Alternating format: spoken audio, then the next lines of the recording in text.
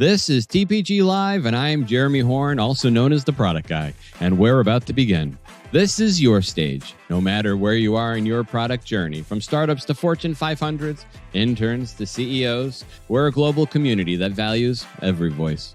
TPG Live is a show where everyone, both on and off camera, is encouraged to join in and shape the conversation with your insights, your questions, your topics. Just hop into the chat room and I'll strive to include as many of your comments as possible in the broader discussion in real time. Today, the on-camera portion of our roundtable is joined by Subhash Raj, a user value-driven product manager, originally from Chennai, India, and now living in Boston, Massachusetts, with a master's in engineering management, including a specialization in product management from Northeastern University. Subhash is the founder and organizer of the Gen AI and Product Management Group in Boston. He's previously worked across such industries as EdTech, B2B SaaS, and FinTech, and currently works at ThinkFirst as the founding product manager, where he focuses on building AI capabilities in K-12 tutoring. Next up, we have Fahad Hafiz, who started his career as an automation engineer, is known both as a hungry mentee and a generous mentor. Now, with over 8 years of product management experience driving impact for B2B SaaS products across mobile, web, and API platforms, Fahad is principal product manager at Enable, spending his free time enjoying air therapy on two wheels, which I'm told has something to do with riding a motorcycle. Today on TPG Live, we'll be discussing both product management, evangelism, and empathy. Ask yourself, can too much empathy be detrimental in product management? How can you possibly overcome the most common misconceptions about product management with non-PMs? Join us in the chat room at the roundtable as we discuss all this and much more coming up next on TPG Live. All things product management, connecting you with industry leaders, trendsetters, and a global community of insights and unique perspectives. This is the Product Way.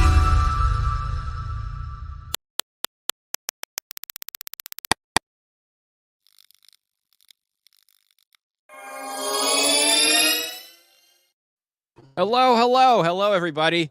Thank you, everyone. Thank you, folks, for everyone joining us today. Subhash, Fahad, did I leave anything out from your intros that you'd like to add there? No, you were right on the spot. Awesome.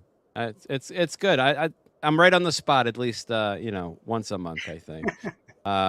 That's awesome. So let's just jump right in. I like to start our TPG Live with the question of the night. And for those of you who are joining us in the comment section on YouTube there, or wherever you might be seeing a comment section, feel free to answer this question as well. And so for our question of the night tonight, it's, what is your favorite KPI? Because we're product people. We're data centric. We think we like the numbers, usually. When they're in our favor, I guess. We like to make these good data-informed decisions. What is your favorite KPI? Now, when I ask you for your KPI, as you're thinking about this answer, as I'm talking a little bit, so you can kind of let it ruminate a little. It could be well grounded. It could be imaginary. It could be aspirational. Whatever your favorite KPI might be, or whatever your favorite KPI might be that you might invent right now. So let me just start off. Fahad, for you, what is your favorite KPI? Okay, let me say something controversial here. So my favorite KPI is NPS. Oh no! Okay. No. So all yeah, right, sell me on it. No, coming from a SaaS background, I have my experience has mostly been in SaaS companies. So acquisition rate, churn rate, MRR, ARR, these are the major things that I look into. Then after 8 years of experience, what I learned, the number of valid bugs that are reported by the customers and the escalations that are coming your way. Those also give you a really deep insight as well. So if there's no one silver bullet, you have to go with a combination of multiple performance indicators. So these are my first-hand go-to indicators wherever I work. All right. We'll take it. Subhash? Yeah, so might not be that controversial, but it's usually like retention rate, or else like the other way to like put it is also like churn rate. So it takes like $8 to like acquire a customer versus just $1 to retain someone, right? So yeah, I think that's a huge analogy, and uh, it's important to like retain someone. Most of the times, like we underlook this metric, so we are focused on like getting new customers and new users, but like that's everything, and you have to make sure your retention is right. In order to make sure your retention is right, you have to go through your acquisition, activation metrics, engagement metrics, and everything. So I feel like holistically, this is a great metric to look at. Okay. All right. I like it. I like it. Very practical. Very practical KPIs here. I say for my favorite KPI, it would be G. I guess it's more on the aspirational side, Hmm. spelled CHI. I think of it as Customer Happiness Index, or CHI, the product's vital life force. The binding energy that flows through the product, the organization, the larger ecosystem. Basically, it represents the joy of the customers and the stakeholders. I see Chi as a joyful combination of joyful interactions, positive social buzz, customer love letters, retention, as we mentioned, loyalty, direct, indirect. Chi is about capturing those moments when our work sparks a little bit of magic in someone's day.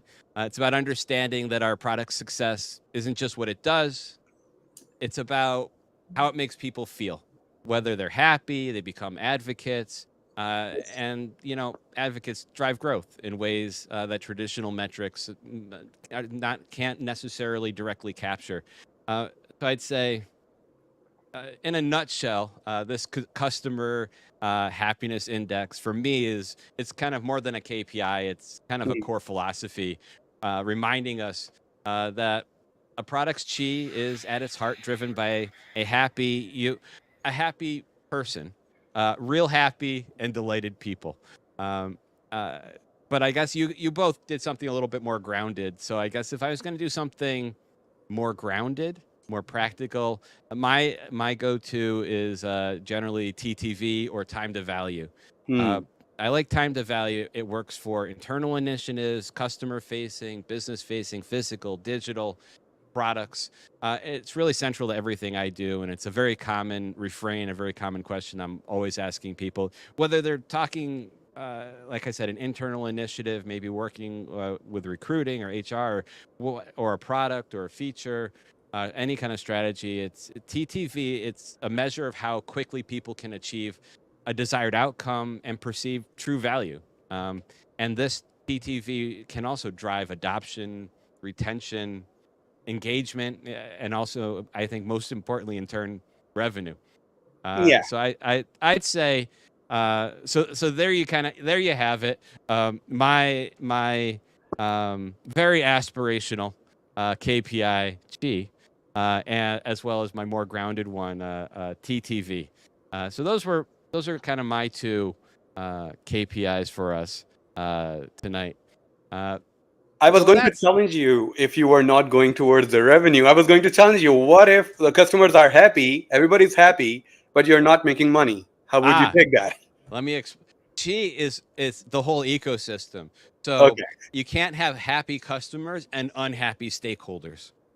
Like happy, it measures really the everyone's happiness and delight. So I would say some of my stakeholders would not be too delighted if only the customers were happy. Uh, Hmm. Yeah. uh, Um, Another approach is to have yeah. like a counter KPI to every KPI, just to make sure your main KPI is in check. For example, yeah, customers are happy, but like, what about the revenue? We gotta take a look at that. So we gotta look at it two-dimensional instead of just one dimension. Yeah, well, something I've done in the past for KPIs, is I create more for some products. I'll do like a blended metric where it's maybe made up of a lot of different KPIs.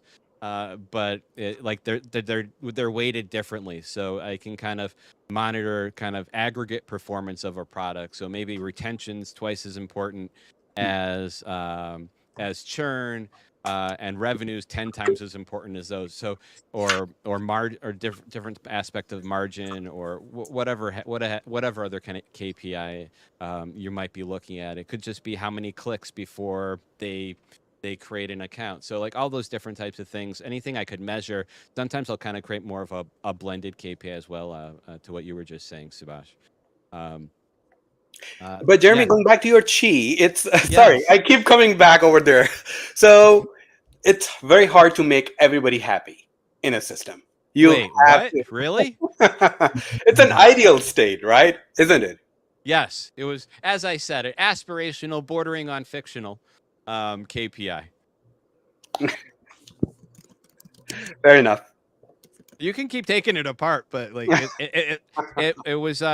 I almost went with a unicorn, metric, but and which was much more in the mystical and magical realm. But I leaned away from that, since companies are also called unicorns, and my whole metric was just going to get confusing. Yeah, so it's like I said, chi is a lot more on the aspirational end of the spectrum, and on the far aspirational end of the spectrum there. So I want to dive into our first topic of our talk today, which is empathy in product management. Some of the people joining us today in the chat room might even be familiar with empathy. If you're not, we hope to illuminate it. For those of you in the chat room, I would say, for those of you in the chat room, what think about this, and maybe comment back to us. What role do emotions play in user decision making, and how should that influence product development? So I'd love to see what people who are joining us, as I say, the off camera part of the roundtable, to that question. And we'll get that question at some point posted to the chat room, so it's a little bit more accessible to people. And kind of as we're doing that, what challenge? So and kind of just getting started here. What challenges have you faced, Fahad, with respect to empathy and understanding user needs? So, if I understand your question correctly, the challenges I have faced understanding the user empathy, I think it ties to a little bit to data. I think in today's world, we rely heavily on data. Data doesn't have any emotions, honestly. And it doesn't really tell you how urgent or how painful a specific problem could be for your user. Yes, data might tell you a story, but that story doesn't have emotions. To understand the emotions, to understand the empathy, you have to go and talk to customer. So sit with them, watch them how they use your product, how they use your solution, and then try to understand. Try to understand their use cases, try to understand their business case. It's actually quite surprising. Sometimes when I spend time with customer, it is very surprising how they are actually using our product versus what we intended them to use, how we intended them to use. So there is sometimes a lot of difference because their business case is different. So they move on using it differently. But you have to empathize with the user. You have to understand what their pain points are, not rely on data all the time, and then take it from there. Yes, Subhash. Can you think of times, any time where maybe you had some challenges in trying to understand, just understand your users better and understand their perspectives, and what did you do to maybe overcome some of those challenges? Yeah, so first of all, definitely understand. I agree with whatever Fahad said. So one challenge I usually, face is understanding, like various users, right? So it's hard to bucket users into just, few, types of, personas. You sometimes have to exceed the number of personas you are trying to tackle, and you might have to go granular. So like bucketing and like segmenting them would be like is a huge challenge, because most of the times if you segment them wrong, the feedback or the data that you're getting from that is going to be like hard. So I think like that's the most like challenge that we have been like facing. So usually like to overcome that, in fact like we do this in Thinkverse as well. So each and every time like we have like a hypothesis, or like we're trying to understand something, or we're trying to like empathize with the user, we always like understand the user journeys, and we have different user journeys for different personas. And like we go very very granular, and we try to like like segment the uh, even the feedback that they're getting, like okay, what goes into the things that they're saying. Is it, do we just consume it raw, or are there like any like biases or intention behind it? For example, like a private school teacher, like eighth grade is not the same as like a charter school or a public school teacher, right? So like when you talk about them, probably they say the same thing, but they mean different things. So yeah, that's what like we do, and it's been working out great for us. Gotcha. Fahad, can you think of a time where um, you thought you had your user base kind of scoped out, your customers scoped out, but also then you started having some direct interactions that really changed a lot of your initial assumptions? Yeah, I can recall there was a time when I was working on a mobile app, and we had certain OKRs, and as a result of those key results, basically, I was leading a specific feature that we were supposed to roll out. And then, like, there was some initial research done, and we had all the evidence that this is going to help the business. This is how we would do. It was a digital marketplace, without revealing too much detail about. It was a digital marketplace for businesses, basically.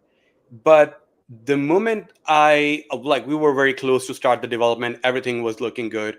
But the moment I started reaching out to customers and spending time with them, it was more of an auction place. It was more of an auction digital marketplace.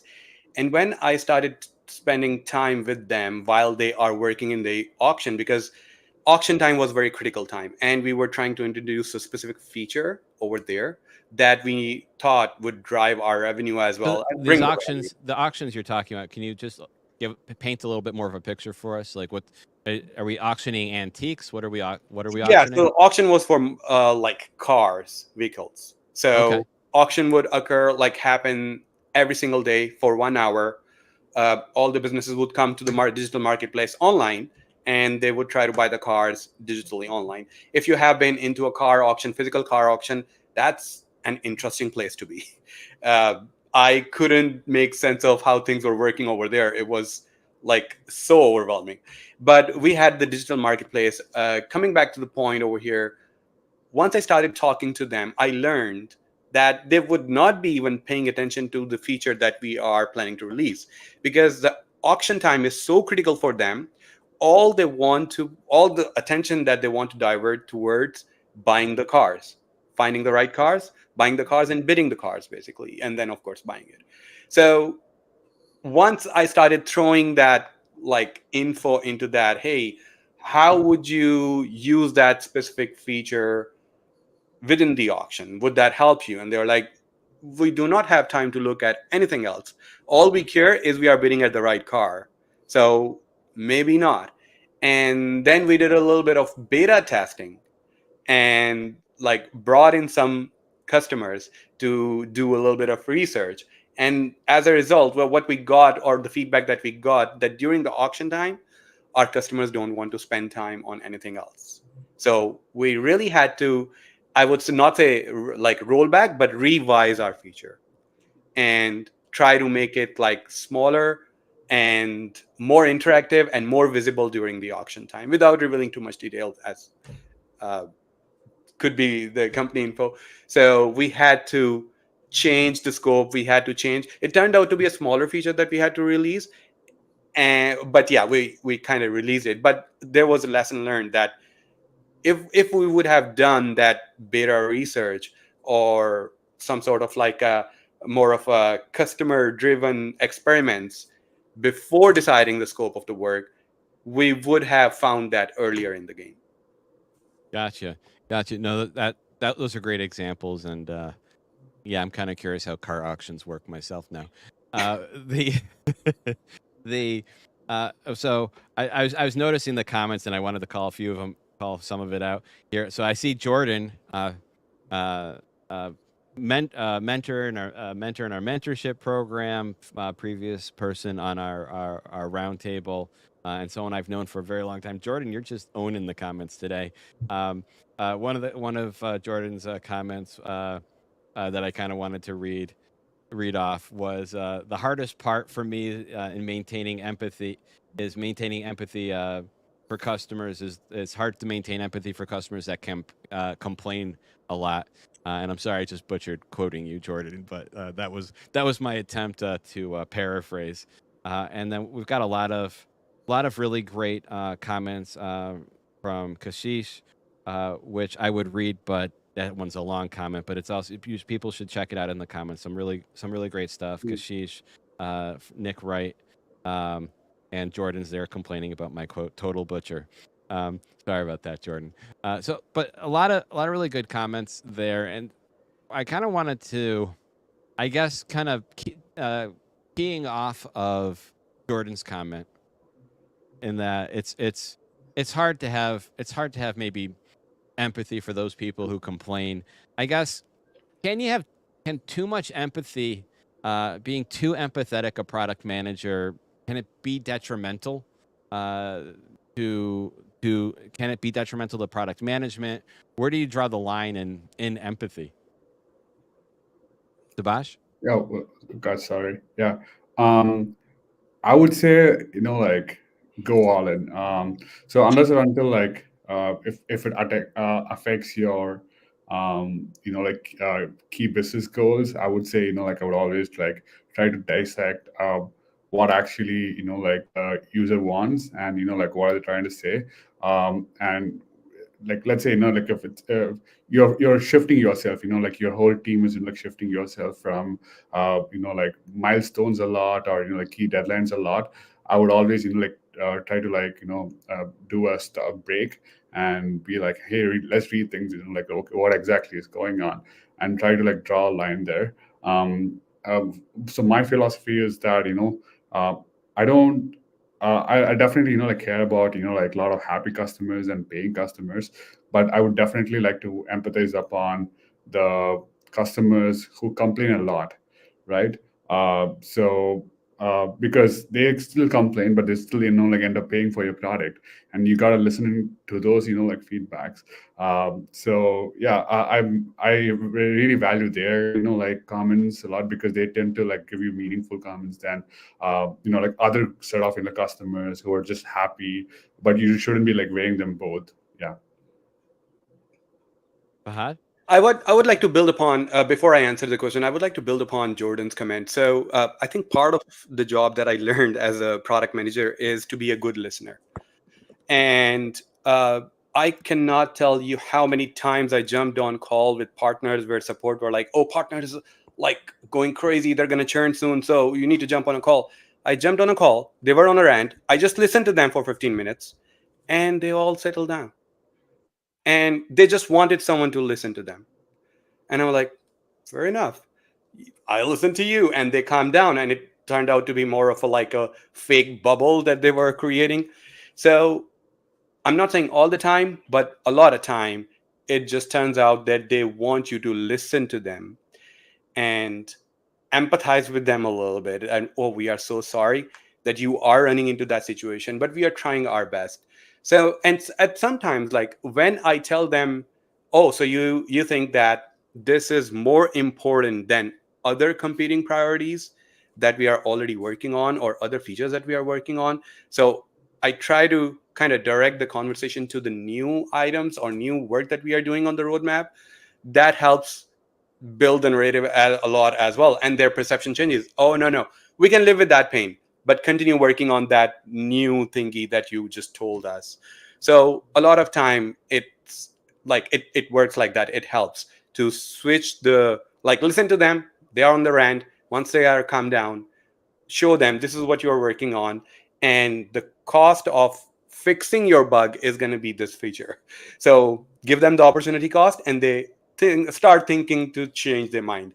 But to answer your question specifically, um, I think that if you empathize too much with one customer, especially the customers that are complaining a lot, you might unintentionally run into some biasness.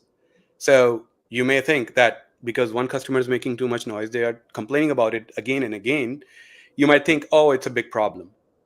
But the number of the frequency of issue, sure, but the number of customers that are running into similar problems is also very important. So yeah, you empathize, great, but yes, you have to be very mindful that you do not go onto the slippery slope of being biased towards specific customers or specific customer segment, because they might also be representing a specific segment. Yeah, those are all. Oh, go ahead, Subhash. Yeah, I just had something to add to what Fahad said.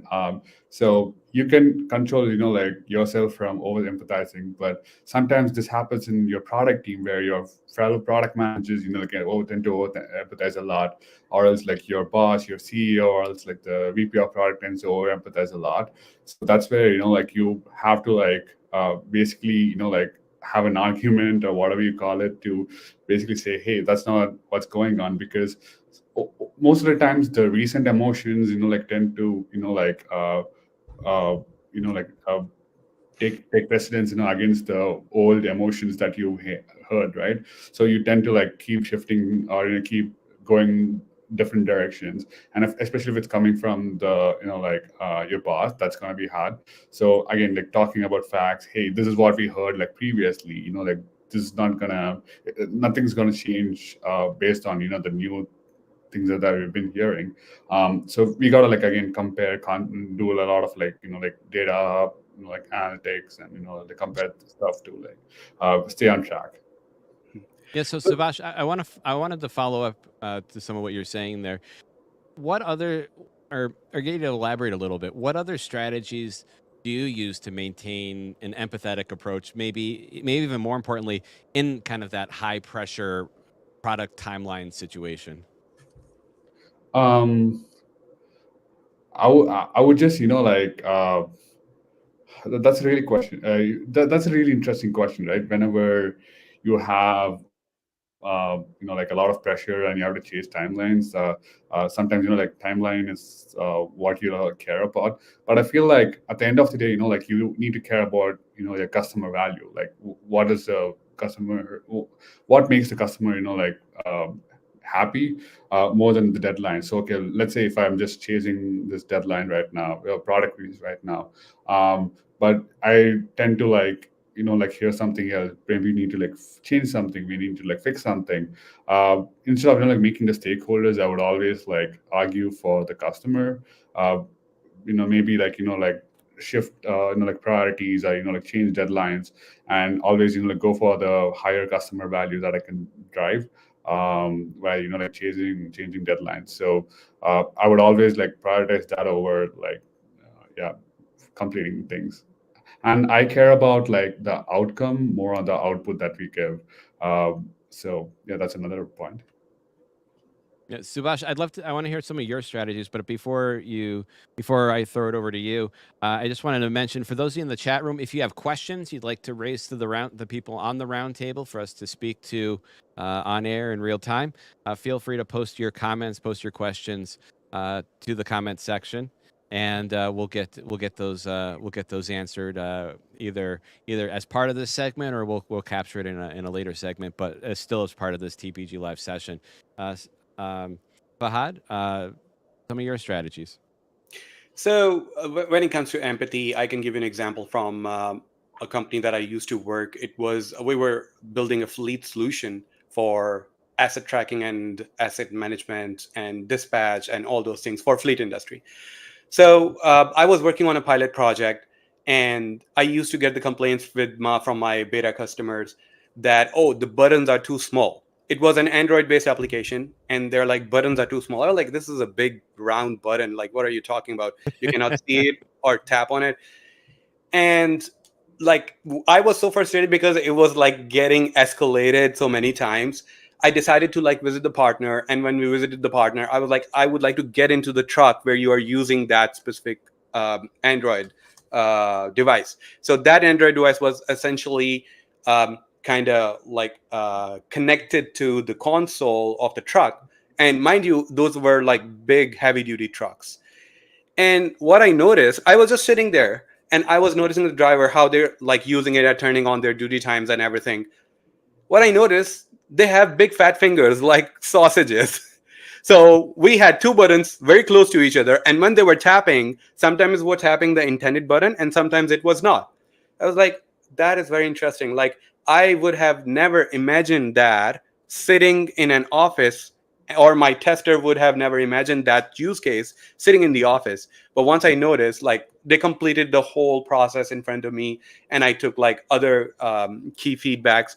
But when it came back, the first thing we did, I was like, we don't need to do anything. Just like separate the button, increase the distance in the buttons. The device is too small, the fingers are too big. What we can do is keep the buttons a little bit apart, and it will help solve the problem. So You can just hire people with smaller fingers.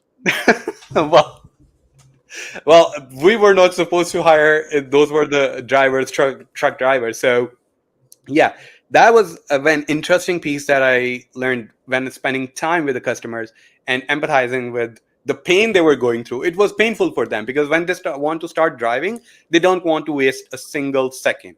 Because what happened is it was also time critical application, because they could only drive for certain minutes and certain hours in certain states, and every single minute of turning their duty time on was important. They are being paid on that, and they could run into some legal issues if they go overtime.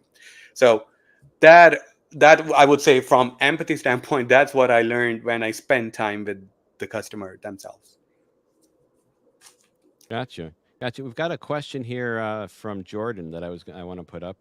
So Jordan wants to know, how do you avoid empathy for a very upset customer? Sounds like Jordan's got lots of people that complain. How do you avoid empathy for a very upset customer from resulting in you taking immediate action? Yeah, go for it. Yeah, I would not want to avoid the empathy. I would like to understand the pain. I would not say, oh, I'm not empathizing with them. No, I would understand their pain, but I would be mindful and careful taking any immediate action or making a certain decision just based on that. So that I would definitely do, but I would not avoid empathizing with them. Yeah. Subhash?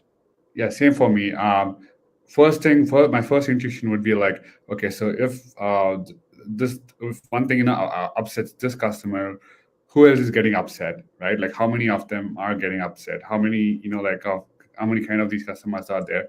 So try to like dive in more. I would never like again avoid it. Like in fact, I would prioritize, look at that first and see like how big of a deal that is. Maybe like even like like let the customer know that we are working on it, and we can this is where give them a timeline on when that will be fixed or when they can be happy again. So that would be my strategy.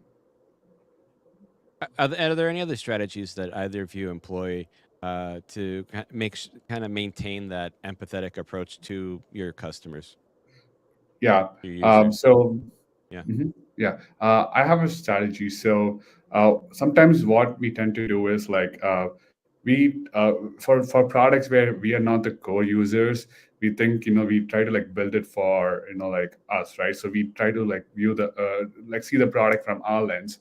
For example, in ThinkFirst we have something called an avatar, AI avatar, where you can customize it so that it feels like an actual like tutor is like teaching you, but everything is generative AI based, and there's voice, there's you can talk to it and things like that.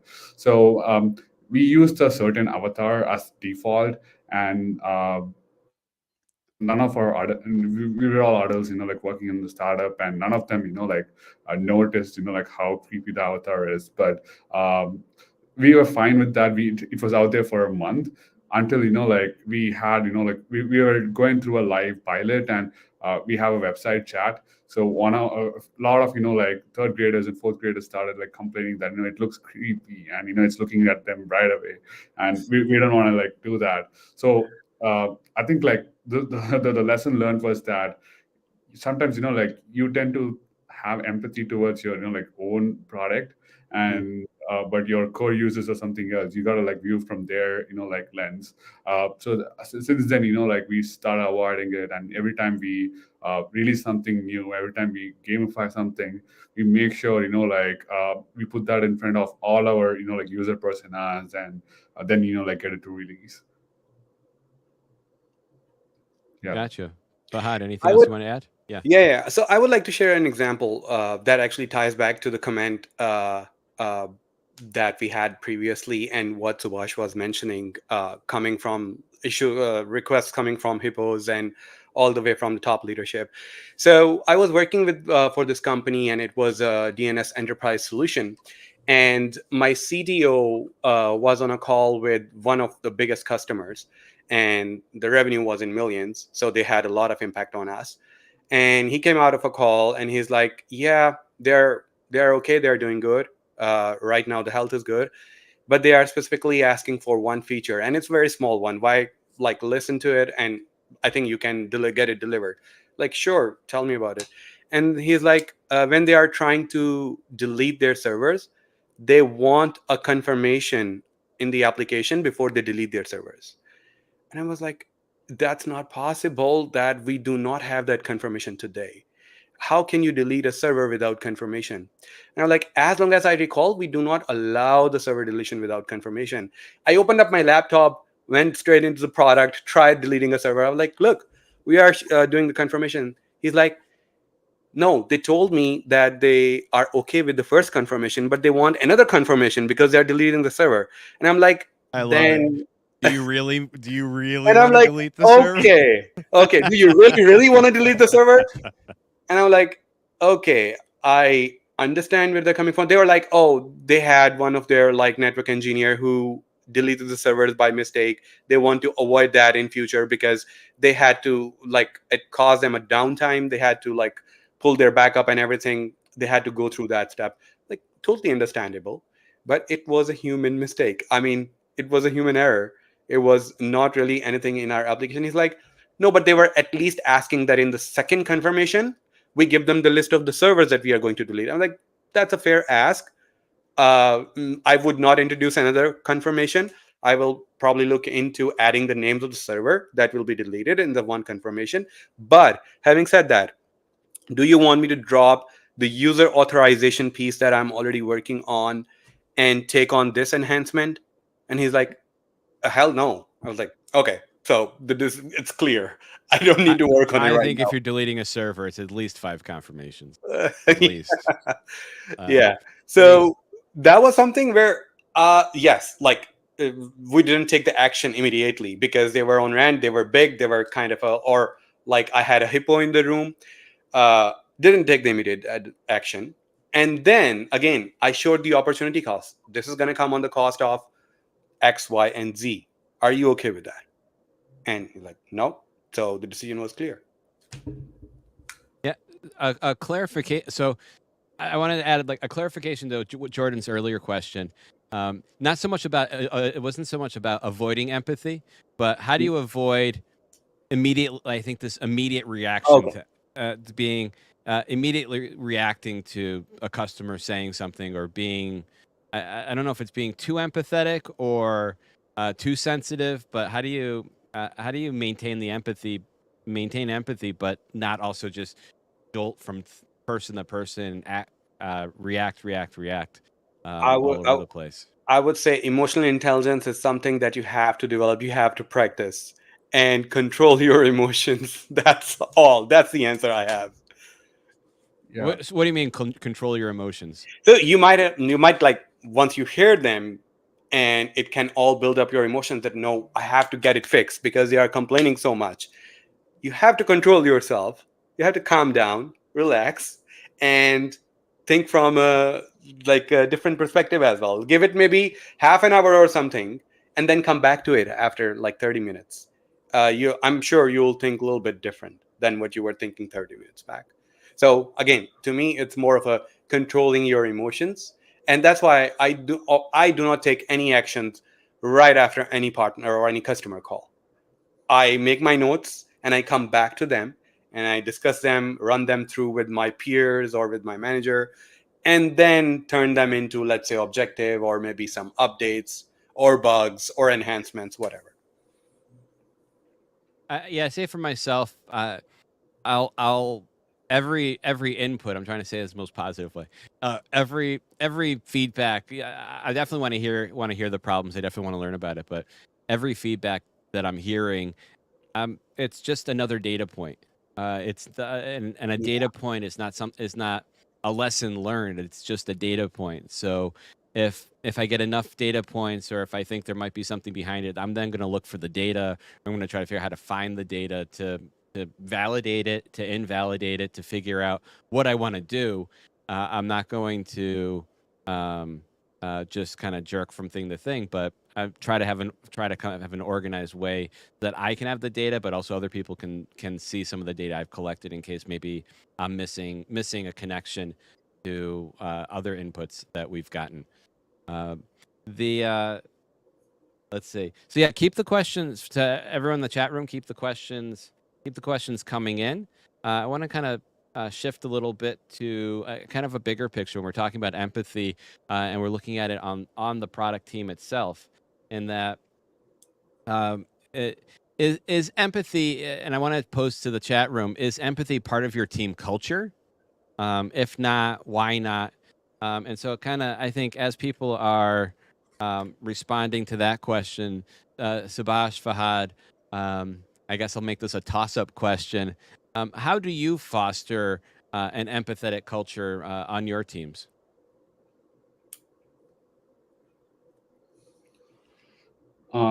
So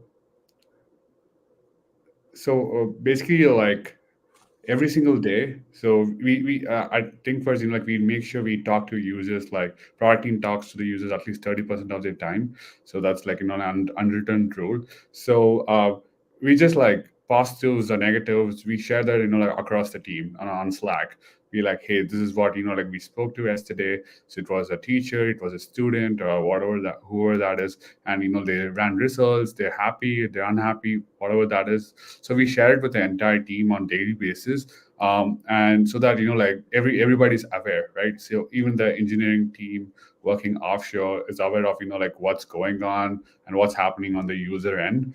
So next time when they like work on like a feature request, they think about the like user benefit or user value it's adding, or like what kind of a problem is it solving, like at different functions and different levels. So I think this is one practice that has been like really helpful. Like, and we don't let any negative feedbacks or like even negative reactions from a customer slide away. We always like share that like confidently, and we talk about that like during our all hands every single time.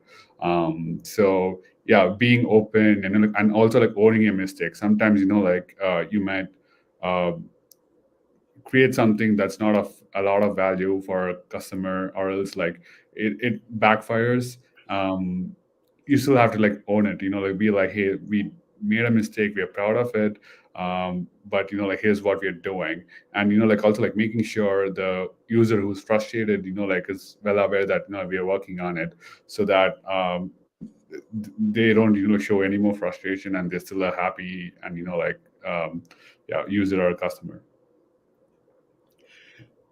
I would take it. I think Subhash said it really well from the customer empathy standpoint, but within the team empathy, if you talk about, when I say team, product people work with all kinds of cross-functional teams. So empathy, I believe, even before empathy, what really makes team is trust. If you have trust in each other, then you will work as, I would say, a successful team together. So understanding that, like, let's say another PM whose work you are dependent on, and you want to incorporate or build something on the foundation of some other PM's work, and they are getting delayed, or their feature is delayed, or whatever like enabler they are building that's delayed, you need to understand that they would be trying their best to deliver it on time because they know you have a dependency on them. And you can either say, oh, like your delay is causing my feature to be delayed, or you can go to them and say, hey, how can I help? I noticed that your timeline is delayed, is pushed a little bit. How can I help? How can we pull it back? Do you need like additional help from my engineering team or any other cross-functional team? So that empathy is very, very important. And the moment you start demonstrating that empathy within the team, you build really strong team. Gotcha. Does fostering an empathetic culture, have you found it impacts decision making, or I guess if we're looking at the bottom line number, have you found it impacts the pace of innovation? That's Subhash very interesting or question. Fahad? Vash, go ahead. You can go ahead. Subhash? I would say like whenever your team is on the same line, right? So whatever Fahad said, like when you build that trust and everybody's like moving towards like achieving the same goal, or everybody's like KPI is tied towards your like North Star metric. I feel like you as a product manager can communicate, can convince your like other stakeholders, like other cross-functional teams to like align, and I think that would just like solve it. But another behavior is to like you have to know how to like what kind of language you talk to like different teams and different stakeholders. Like like someone from your accounting, if they're worried about your like profit margins, you got to talk to them in terms of spreadsheet and things like that. Yeah. All right. Very good. So I'm gonna put a pin. I'm gonna put a pin in this part of the topic and kind of transition us to the next phase of our conversation, which is happily the trivia, our trivia moment for the night. So just give me one moment here, folks, as we get the trivia going. So I'm going to read off the trivia question. People in the comments section, don't say the answer just yet. We're going to get later. We'll do it. But feel free to make comments or say things. Just everything just short of the answer itself. Same goes for the on-camera roundtable as well. And so our trivia question of the night is, which company pioneered the release early, release often approach? And it's important. The key part here, I think, is beyond the part I've got kind of in quotes, is which company pioneered the release early, release often approach? All right. Let everyone think about it. And we'll get back to that towards the end of the show. We'll get the answers. We'll see how everyone has done with today's trivia question of which company pioneered the release early, release often. And man, if only there was a way to turn that off. There we go. Who knew it was going to repeat? I didn't. All right. Now it stopped. All right. So I want to get, so with while everyone kind of ruminates on today's trivia question, keep the questions coming. Don't post the answers in the comments, folks. As everyone thinks about it, as everyone thinks about their answer internally, everyone's thinking about the answer there. We're gonna move over into talking about product management evangelism, and again, as we've been doing the whole time, keep your comments, keep your questions coming in. I'll work them into the conversation as best I can. And so that said, I want to talk a little bit about product management evangelism, and I think we've all faced at some level having to convince people that the value of product management the role of product management. Maybe it's establishing product management in a company, growing its footprint, shifting its positioning within the company, or its priority within the company. There's a lot of different things that you can be evangelizing around product management. But to the chat room, the question I kind of want to pose to you to kind of start off is, what's the biggest misconception about product management that you've had to battle? And to the folks here, the folks on camera, if I want to kind of give a slightly different type of question here. So kind of imagine you've got this one shot to create the ultimate product management crash course for your whole company. What is your curriculum? How do you make it insanely engaging? All right. A little bit of a twist on my normal type of question. I'm going to go to you, Fahad, since you've got the bigger smile. Yeah, sorry, my mic was mute. So I think I would like to answer your question first. The question with the misconception. The biggest misconception that I ran into, that product managers are considered more of a project managers, which in a lot of companies, if you really go, I understand that project management is somewhat part of product management itself as well. You have to do a little bit of project management, taking care of the timeline, scope, and in some cases money as well, sure. But when it comes to building a crash course for the company,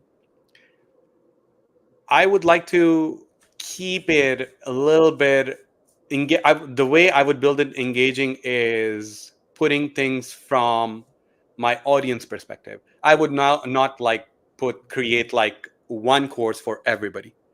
If it's a support team, let's say, I would try to put things from their perspective.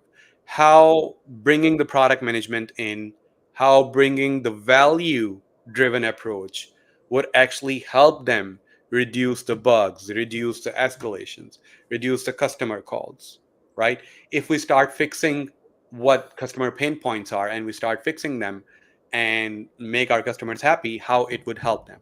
So I would rather customize the course from my audience perspective. Let's say if I'm coming from sales team, there is always like a, you know, the tussle between the sales and the product always goes on. But if I'm doing the course for the sales, I would look from their perspective, and I can probably put how it will benefit, how this approach would benefit, maybe closing more deals, or like adding more customer segments into our new customer base, stuff like that. So I will probably customize it based on my audience.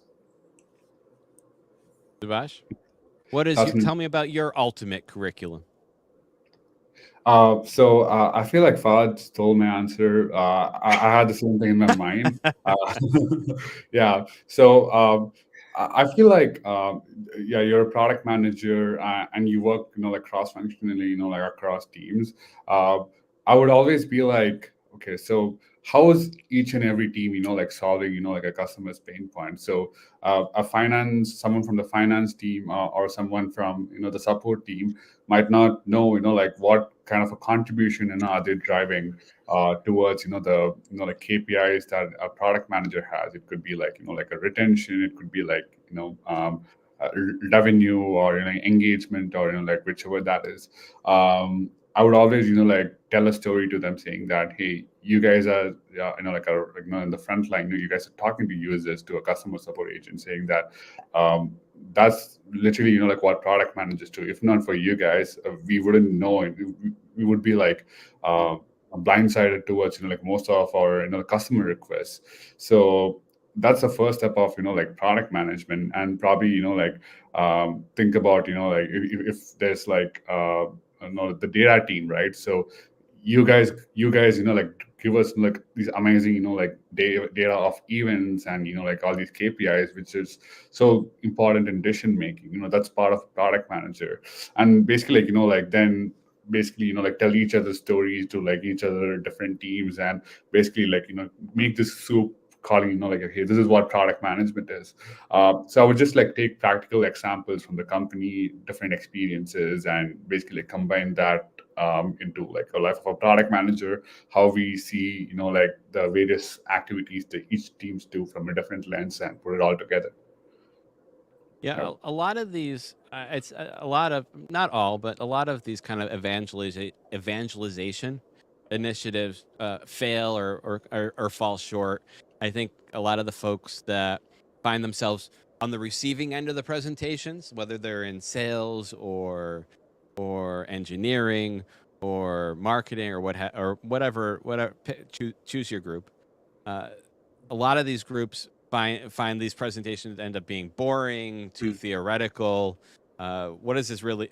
What does it really mean? Like, how do you make this I guess you would say it's this product management education. How do you make it fun? How do you make it sticky? Fahad? Yeah. Sure, I can go ahead. So yeah, I'll give you an example of like what I am currently doing without revealing too much details. Just remember to include the fun ones. The fun Yeah, ones. yeah, yeah. So how I would generally approach, I'll tell you my general approach, then I'll share the example. Uh, Before like coming up with my course, hey guys, here's the course, and like let's sit through and like I'll walk you through all the amazing things that product management can do. No, what I would do, I would go and listen to them, understand them, coming back to the empathy, and I would try to learn what are their pain points, how they are doing things today, and where do I see the gap, and how product management is going to fill those gaps, right?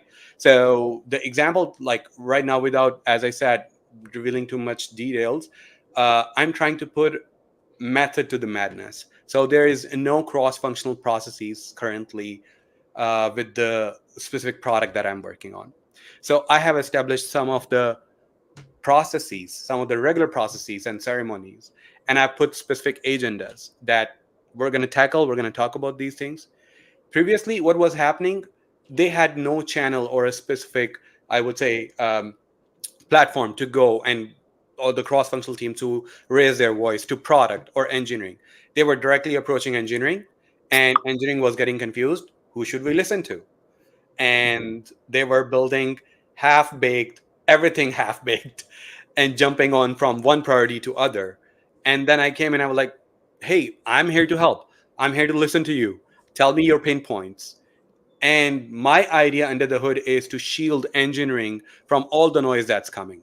When the noise is coming to me, we as a product people are responsible for reviewing it and prioritizing stuff. And then it goes to engineering. So I am listening to them.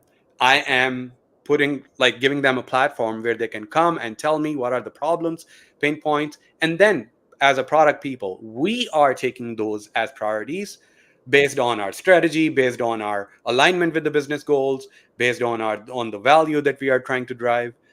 Then we take it to the engineering. So that's how I would say. I would listen to them first, and then I would identify the gaps that are there, and then try to fill with the product management approach, I would say. Yeah. So I have a similar strategy that I actually follow, currently. So we have something called as, like workshopping within ThinkFirst. So every time, like we say face a customer problem, or else, like internally, like the different teams, like face different problems. Because it's a net tech, right? So we have different teams, contributing towards a product, uh, not just engineering and the product team itself. So usually, like whenever someone like complains, we about a customer's problem or else like their problem, so we like pull them into the meetings, and whenever we try to like do these ideation workshops where we start defining the problem, and like defining the like the various like pain points, and like various use cases, scenarios, and things like that. And we let them like jot it down. For example, they just like come up with the use case. We'll be like, okay, here's the right way to like like frame it. We do the clarification, we do the course correction, and we let them like approach towards the like final solution, what like we should be like like doing it. what the engineering team should be building. So this might not happen, like in just like one meeting. This might take like like multiple meetings.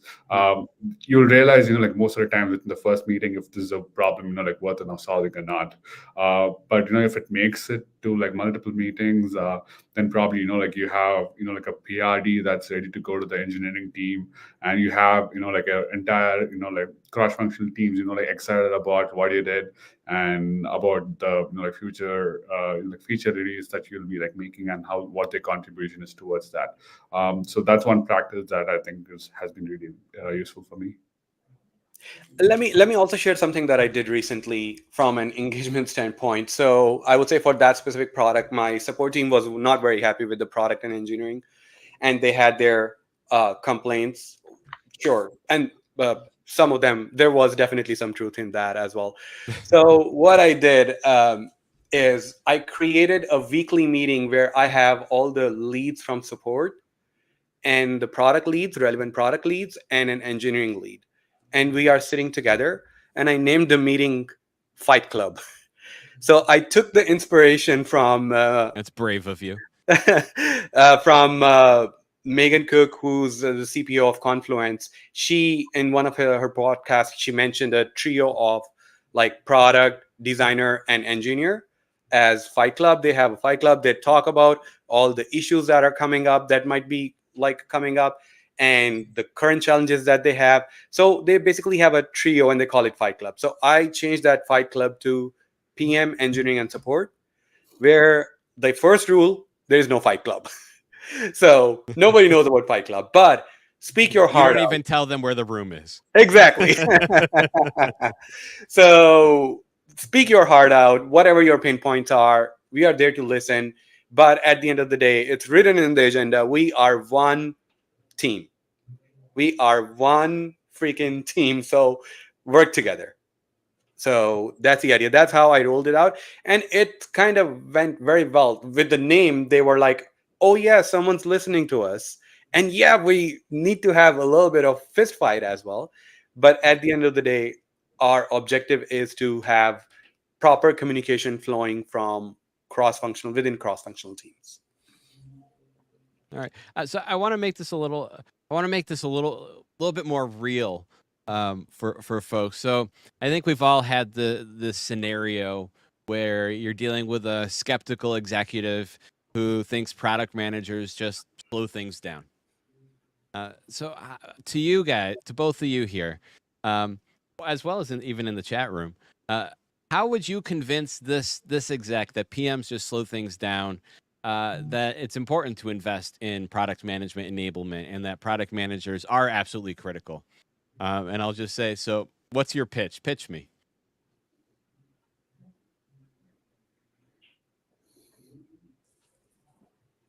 Subhash?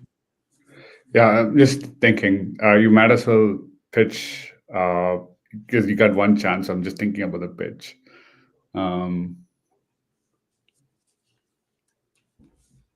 Or Fahad, if you want to jump Yeah, in. I can jump in.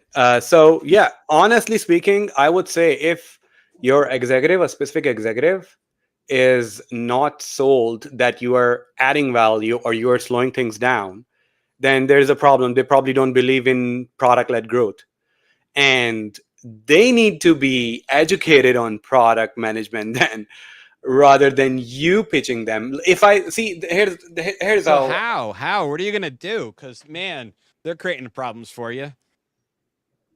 Yeah, so you can not change their mindset. If it's not product oriented mindset, you cannot, it's hard to change it, but you can always pitch them. You can help them understand based on your metrics, based on your KPIs that you're following, based on the research that you have done, and based on the key findings that you have.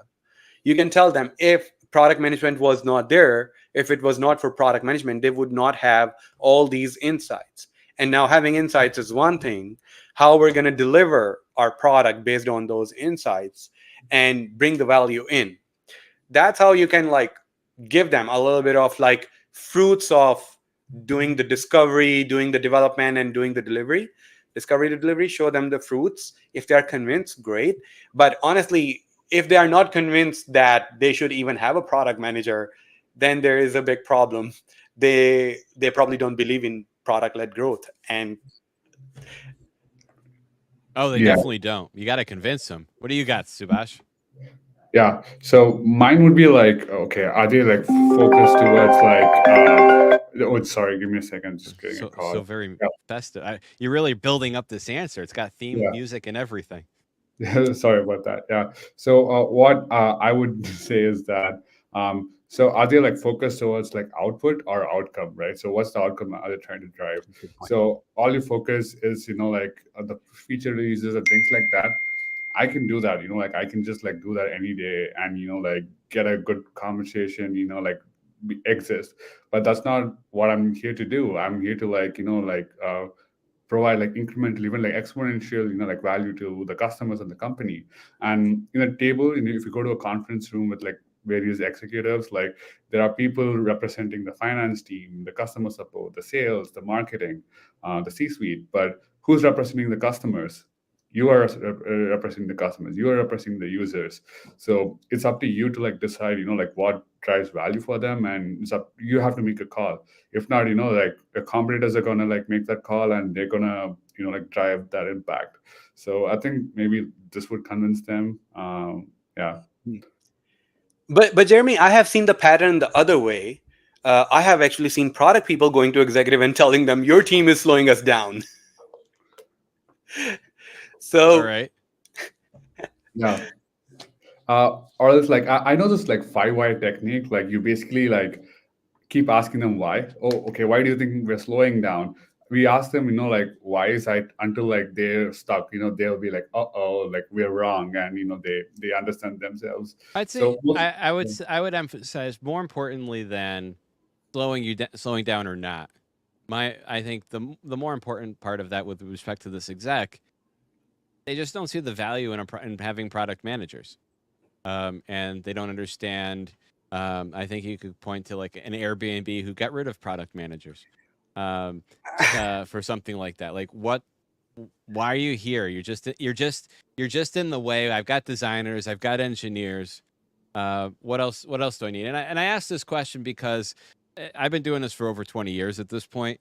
And I have an answer I'll share after a little bit later, but it's a common thing that I've had to explain everywhere I've gone and other places I've been pulled into throughout my career as well. Go ahead. You were going to say? Yeah, so you were probably referring to Brian Chesky. So if you really listen to him, they didn't really get rid of product managers. It was the impression that was taken. And when they mentioned that, oh, we're getting rid of product managers, all the designers were like applauding that, right? Yeah. But it was not really that. If you listen to him, and it totally makes sense to me as well, is they were basically merging the product managers and product marketing managers. So basically one person who would lead all the way doing the market research, start with the market research, understanding the customer trends and everything, leading up to the discovery, development, delivery, and then taking it to the customer. So they wanted, when they say full stack product management or product manager, they wanted someone to come up and run the activities from very start to end, including marketing and product management. So I would tell you, I was working at a company, Datto, and I was doing everything on my own. I was literally performing as a full stack product management manager, and I built the whole go-to-market plan myself. I built the communication plan. In fact, my own voice and my video was in my feature recording as well, the trainings as well. So I was doing the recording for trainings as well. I was doing whatever needs to be done, all the way from very start to very end. So correcting that notion of like getting into product management, that's not really true. They converted them into full stack. Yeah, I totally second that. So even there was a lot of like, like Reddit forums that popped up saying that, like product manager roles are like fake roles. They don't really exist. It's just that, like it's just a huge scam, that's been going on in the tech industry for so long. My argument is that, if it's a scam, like, like Google would know it, Microsoft would know it. Like, that's it's a not a valid argument. Second, most of the times, there are also like specific, like concentrations, right? There are generalist PMs, like I'm a generalist PM, which is like a full stack PM. I take care from, like user research until like, like marketing, product marketing, positioning, until it, like, and all the way around, like I close a loop. There are also like specific, like focus that is like, there are, like developer focus, there are like, internal tools focus. There are product managers, who just like handle certain features, depending on the intensity of the product.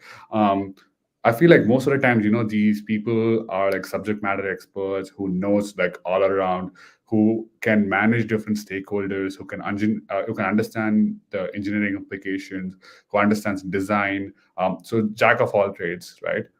So I feel like most of the times you just fill in the gaps wherever, like it's needed, because you need a captain, you need someone to like, like drive your ship or sail your ship. If not, like you're gonna have, like 10 decision makers and you're not gonna get anywhere. So that's my best argument for a product manager.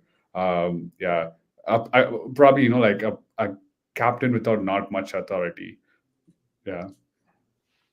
So, I want to respond to a little bit of the product marketing manager piece, and then kind of impart a little bit of additional wisdom.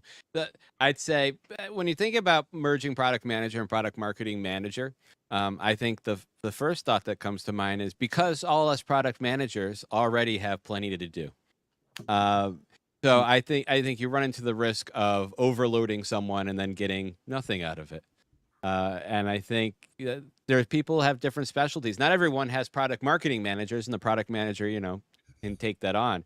But in a world where you actually do have a product marketing manager, they can focus on an important part of that user path, that part of the strategy, that can free up a product manager to focus on maybe some of the bigger picture product strategy items. But I don't want to get too much into that. We talked about that several months ago. As far as convincing this senior exec who just thinks you and your whole team should go away, what I would say to I wouldn't push. I would lead with data, but more importantly, I would try to put together. I wouldn't try to necessarily change everything all at once. Clearly, they're uncomfortable. Clearly, they've seen other scenarios where product managers just suck. And I'm not saying we're not all great, but we don't all suck. So you really have to, especially in a situation where you might have an executive that's a bit dug in as to questioning the value of product managers, and I'd say with good reason based on their own career experiences there. You gotta find a project, show the value that a product manager is, and really document it, and kind of create your own internal case studies, so that you can start showing what a product manager is bringing to the equation, or how product managers helping validate things before we wasted time building feature X or Y or Z. So I advocate kind of starting at a little bit more of a grassroots perspective. I'm not saying that you can just do grassroots to change a company. You still need someone to be a leader, CPO, et cetera, to advocate it. But if you're the counterweight exec to the counterweight exec, or the person who's charged with establishing product or growing product, look for those case studies, and don't try to hit a grand slam. Just try to get on base. Try to find that initial toehold there to get going. An important thing in helping executives understand the value of product management and evangelizing product management is building those relationships across your organization. What strategies have you found useful in building coalitions and helping build these strong relationships to build that support structure, as well as the influence you need to be able to get your products done? Yeah, I can take that. Yeah. All right. So I would like to add one small thing to influencing the executive part. I know we have moved on to the next question, but my wife is a developer, and I'm still trying to convince her about the value product managers bring in. Oh no. Oh so, no. so, I so. don't want to. I'm not joining your dinner table. All right. Coming back to your question, building the relationship. I am a big fan of building the relationship. Whenever I joined a company, if I don't get the list of people, I start looking at organization chart, and I look at different stakeholders, different cross-functional team leads on my level, on one level down and one level up, and I book one-on-one intro with all of them. And I make sure that intro has proper agenda where I'm going to introduce myself like for 5 minutes, give them a rundown of where I am, who I am, what I'm coming from, and what I intend to do here, and then learn about themselves, like how long they are with the company, how big is their team, what are their objectives, and the whole discussion starts when I ask them, okay, tell me about like your three major challenges at the moment, or tell me about something that doesn't like that keeps you awake in the night. So the moment you start asking about their pain points and challenges, they start opening up.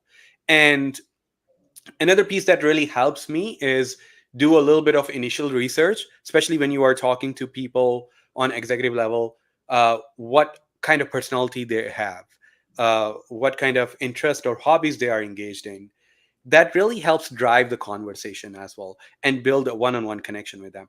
uh, I kid you not, with Enable, I have been more than a little bit over 2 months, and I'm still doing introduction chats with a lot of people. uh, I had a list of around 60 plus people on my list that I had to meet, had to talk. I might not had to talk to them again for for a quarter, but now they know me. If something is relevant to me, they will come to me and they would remember that, yeah, this guy came to us and he gave us an intro. He told us the area that he'll be working on. So let's reach out to them. So yeah, a little bit of experience, your experience, their experience, how they fit into the picture, what are their pain points, a little bit of their personality, what kind of personality they have, what kind of the interest and hobbies they have. Like, I ride motorcycles, and I found like a group of enthusiastic motorcycles in my company, and we talk about motorcycles on a separate channel as well. So interestingly, I got a good introduction with a couple of like top level executives because they were into motorcycles as well. So to try to do your little bit of really research before introducing yourself, and that's a good start to build relationships. You build a connection, you build acquaintance, and then you build the relationship on top. Yeah, Yeah, that's well said. Subash. Yeah. So I would be like, definitely, like just scheduling one-on-ones to understand each and every personality, and what cares, what does he care about a lot, right? So like internally, like they might have a lot of like frustrations, like working like cross-functionally. He'd be like, hey, this person, like would always, is a naysayer, always like very not very optimistic, very pessimistic, and things like that. Yeah. So just to try to understand like how each and every personality is, I'm pretty sure you're gonna have like like different colors of like personalities from like each and everybody. Basically try to be like very neutral and diplomatic and talk their language, right? Most of the times, like you get let them like talk about like what bothers them, what keeps them up in the night, just like what Fahad said, and be like, okay, so what can I do? Like think about like what can you do to like solve that, right? Give them the confidence that like you're there to like not only drive like business value, but also like to make their lives easier. So that would just like make them feel more comfortable and confident towards you. So they'll be like opening up new things that they would have like never told you about. They would vent out, they would bring in, they would talk about their problems, that they're, or what the blockers that they're facing, so that like it's you get more information, more insights, and you can like drive the entire team according towards like whatever your goals. So I think yeah, things like that will really be helpful. Gotcha. Mhm. Fahad, what's the hardest lesson you've learned about the limits of product manager or product manager influence? Um, uh, when do you push harder? When do you accept defeat gracefully, or find another path? To answer your question in one phrase, it really depends. That's the And typical we're product done. manager answer. But no, honestly, it really depends. Really depends on what you are pushing, whom you are pushing to, and how you are pushing. These things really matter. There have been times when I pushed back on executives, and the answer came back, "Oh, by the way, this is coming from the boss of your boss." So, like, understood. I'm on it. So you have to be careful when you are pushing back internally or externally to the customers or to the executives. As I said, it really depends who you are pushing, whom you're pushing, how you're pushing, and what you're pushing back. So you have to, like, as I said, like, you have to build your, I call it, build your gut around your customers, around your product, around the market, and then, like, use the data as evidence and build your intuition, and then, like, take all these ingredients, all these factors into account before deciding, oh, you need to push back or you need to pull yourself out. So again, there is no one answer to it. It all depends.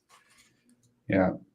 There's a funny joke that like product managers tend to do like user research, like define the vision, and like work with the engineer. I mean, work with the designers to like design everything and end up building what their CEO wants them to. So yeah, that happens most of the times because. Again, like if you can't convince your stakeholder, that's going to be like really really hard. So even like like I think first it's a startup, so I work with directly with the CEO. Sometimes it's hard to like drive decisions because their interpretation of like users and problems might be like different from yours. So one definitive technique that has been helping me is to like influence without authority, right? So uh, you don't like push things up on them because that's going to lead to like backfiring. Probably like just nurture like your whatever your thoughts are towards them via like like newsletters, via like data, via like what like people are talking about, what the market sentiment is like over a week or two, until that they be like, hey Subhash, like you sent this, do you want to talk more about this? Then that's your opportunity to like strike cards and tell them like what you actually mean. And even like in talk in terms of like opportunity cost loss, saying that, hey, if you don't like do this right now, here's what the competitors are going to do, here's the opportunity that we're going to lose, and how is that tied with like like revenue loss, or like user acquisition loss, or whatever that is. I think when you talk like in terms of that, in terms of clear numbers, uh, your stakeholders, your bosses would clearly visualize or try to understand the impact that they're trying to like bring down by just like stopping you or not agreeing with you. And they might be open to like listening to you, and you look, if you're lucky enough or if you're proficient enough, you end up like changing their mind. Yeah. Gotcha. So shifting a little bit, in as far as evangelizing product management, shifting towards fostering a strong product management culture within the organization. Uh, what's the single most impactful ritual or program that you found useful to take your product management culture to the next level? Fahad? You cannot base culture on one ritual. Honestly, it really Not is. just one. What's the one that had the biggest impact? I think one of the ritual that I usually do with my engineering teams is, like, walking them through a specific epic or initiative. When we decide we're going to work on something, I invite them. We, like, I try to have like kind of a lunch and learn on that, and I try to walk them through from a total customer perspective. If I have the mock-ups available, even better. I show them this is what we intend. I talk about why we are doing it, what's our value prop, what is the benefit the customer is going to get out of it, and of course they're going to tell me how much effort it's going to take. And I tell them this is aligned with our strategy, our company OKRs, aligned with our business. This is the expected return on investment that we are looking at. So I help them understand the customer perspective, the business perspective, and I ask them to challenge me on things if my judgment on things is wrong, or this epic the value that I'm anticipating is wrong. So I ask them to challenge me. I think once I help them understand, sorry, once I help them understand customer perspective, that leaves a great impression, because they are going to go and build. And engineers are uh, very different kind of people. They have a different mindset as well. When they look at the problems, they like to solve the problems. They like to look at the complex problems and solve them. But we don't need to solve all the problems. We need to solve the problem that brings the value. So once you tell them that our focus is to bring the value, a specific use case or specific customer or a business specific business case, then it helps them build the picture, overall picture as well, and it enables them to focus on what we are trying to build, rather than building the most innovative and like shiny new toy. Yeah. So, what about even more specifically, what within the product management organization? Like, what's a ritual? What's an activity within the product management organization itself to help drive a stronger, more I would say, impactful product management culture? yeah, I would say hands down to all hands meeting that product people, generally product teams have, where your VP of the product management or CPO, whoever your top lead is, comes in there, makes time for all the team, listens to update, give teams update, talks about, oh, what we are doing in next 1 year, or all the things that are at hand, and also do the like team building activities within the product people, product team as well. So I would say that is generally a most prominent ritual that happens within the product management. And all hands again is one of the most important, because you get to see all the product people in one room and you get to listen to them as well. And then you get to listen to your product leader as well, where he or she wants to take the product. Yeah. Devash? So one thing that we really practice is to like find opportunities to provide people like a shout out, right?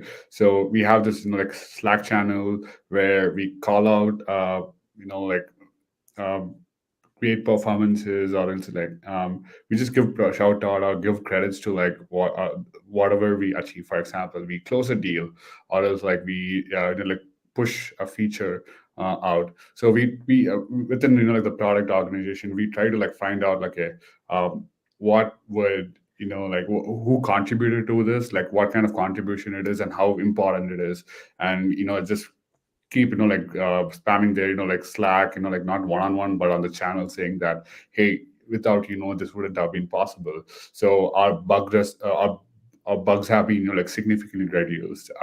Our sites like stability, or the runtime has been significantly like improved. Kudos to you guys. So finding that opportunities where you can congratulate and give credits to your different teams within the product, different members or stakeholders within the product organization, would foster a positive culture. And also, like, as a product manager, you always have to be like optimistic and enthusiastic, right? So whenever someone like invites you to a meeting and you talk to them, you have to be so positive about the what the topic is, so much that it gets to them, and they feel really good. So I think like that's also another like thing that you can inbuild within yourself, and also the product team's culture, that's going to drive a lot of like impact. Yeah. All right, all right. Um, the so I'm gonna put a pin again. Put another pin in this topic. For another pin for the evening into this topic here today. And if people have other questions, other comments on uh, evangelization of product management, uh, please post your comments, questions in the chat room. I would also say, before I get to the trivia section, if there's other topics you would like to see us cover in the future, and in the future one of these TPG live sessions, post your topic suggestions, post your ideas, post additional questions in there, and maybe in a future TPG live, we'll be doing one of those topics some point soon. But with that said, we've got our trivia. And just as a reminder, the trivia question is, which company pioneered the release early, release often approach? Once again, which company pioneered the release early, release often approach? All right, let's go. Let's see what our roundtable has to say. Fahad?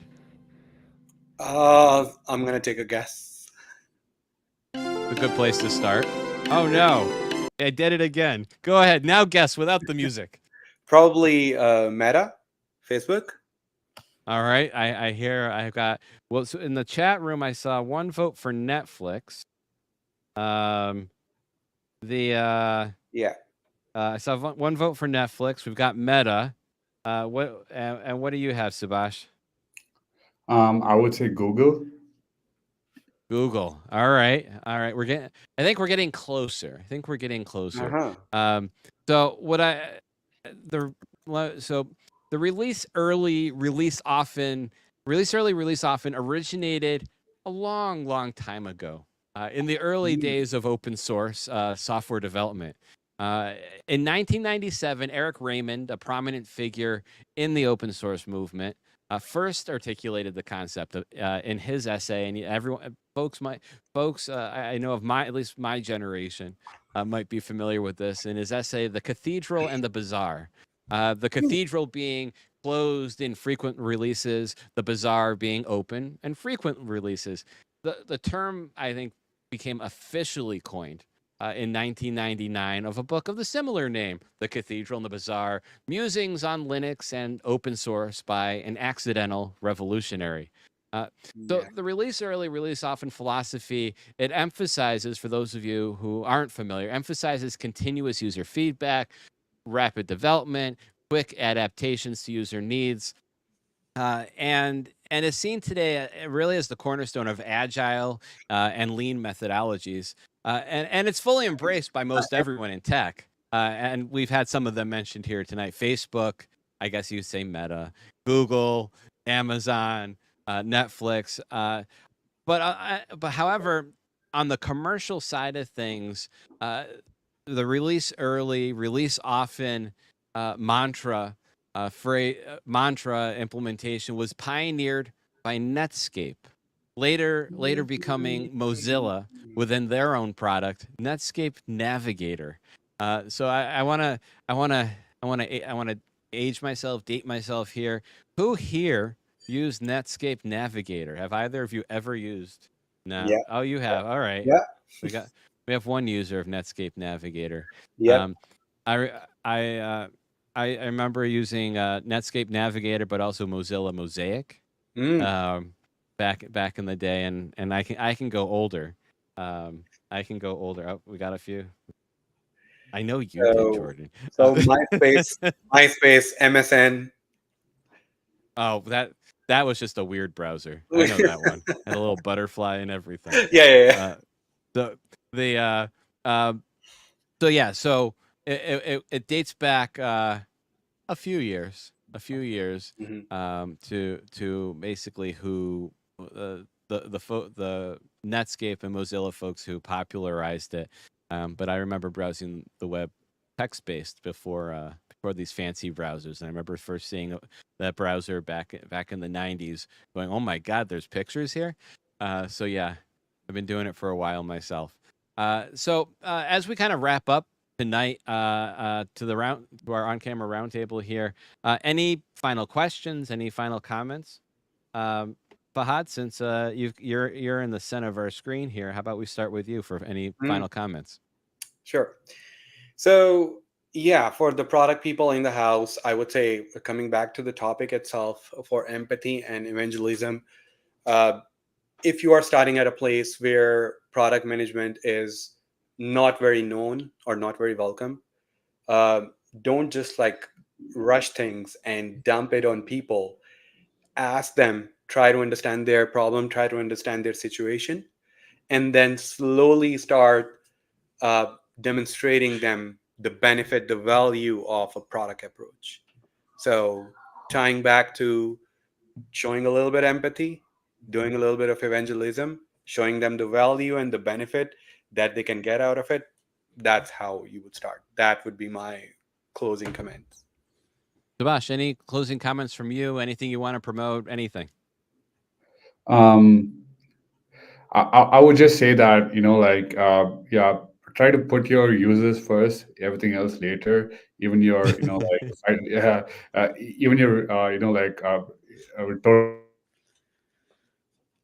I think this is the best time to be in product. There's a lot of innovations coming in, and product managers are the ones who are adapting to these innovations and bringing to their product and driving a lot of user value. And I think that's really crucial because in the future, if you are jumping into different companies, or if you're growing up, or if you're starting your own company, the ones that really matters is the kind of value that you bring to your customers. That's it. And try to learn as much as possible, and everything else comes later. Outstanding. So with that said, another incredible roundtable has come to a close. Allow me again to thank both of you, Subhash Raj at Think First, Fahad Hafiz at Enable. Your perspectives that you shared today are certainly going to give us all a good amount to think about and give us some stuff to put into action. And I really want to extend a heartfelt thank you to our amazing off-camera roundtable as well. The comments, the questions, whether you lean back or listened or engaged in the chat room, your participation, your thought-provoking questions are really what TPG Live is all about. And I sincerely hope that today's deep dive into product empathy and evangelism has been more than enjoyable. And so if you're walking away with fresh perspectives, new strategies, or a fire in your belly to tackle some actions, then I think we've done our job today.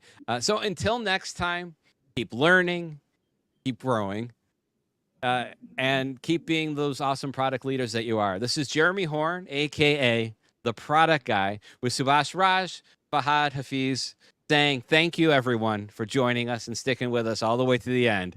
And goodbye. See you next time. Bye.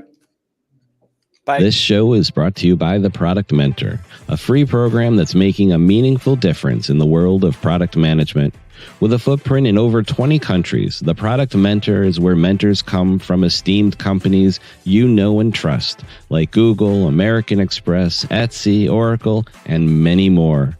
As a mentor, you'll not only contribute to the growth of others, but also be part of an expansive global community. So why wait? Visit theproductmentor.com today to learn more and sign up. It's an opportunity to make a real impact. Are you looking to elevate your brand in the product management space?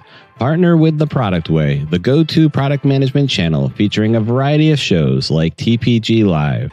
With a dedicated and diverse audience of product professionals, from newcomers to C-level execs, your brand will be front and center in conversations that matter. Email us at jhorn, that is JHORN, at theproductguy.com.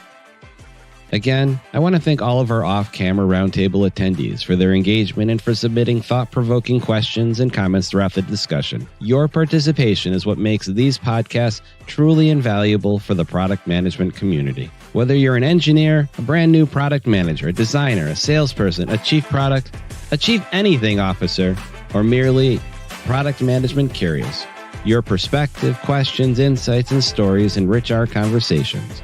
We invite you to be part of our on-screen roundtable and engage in these lively discussions. Don't hesitate to reach out by emailing me at jhorn, that is JHORN, at theproductguy.com. There are always more topics to cover, so in the comments below, Let me know what you'd like to hear discussed in future episodes. To stay up to date on all things product management, be sure to subscribe and turn on notifications. Thanks again to everybody. I'm looking forward to continuing the conversation on our next TPG Live, where diverse perspectives, continuous learning, and expansive innovation are empowering the product mindset one discussion at a time. Now go and amplify your impact.